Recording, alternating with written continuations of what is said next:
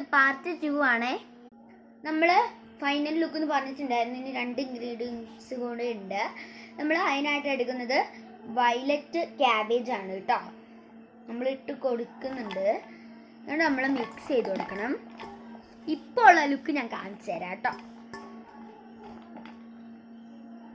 കണ്ടോ, ഇപ്പോൾ ഉള്ള ലുക്ക് ഇതാണ്. ഇനി 2 ഇൻഗ്രീഡിയൻസും കൂടി ഉണ്ട് കേട്ടോ. അതിനായിട്ട് നമുക്ക് ഒരു നാരങ്ങ വേണം. ഇത് final ലുക്കാണേ.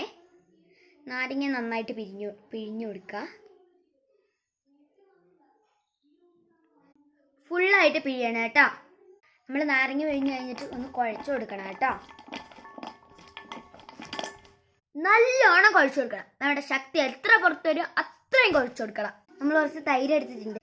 Last and final part 3 ഉണ്ടാവും കേട്ടോ. നല്ലോണം മിക്സ് ചെയ്തെടുക്കുക.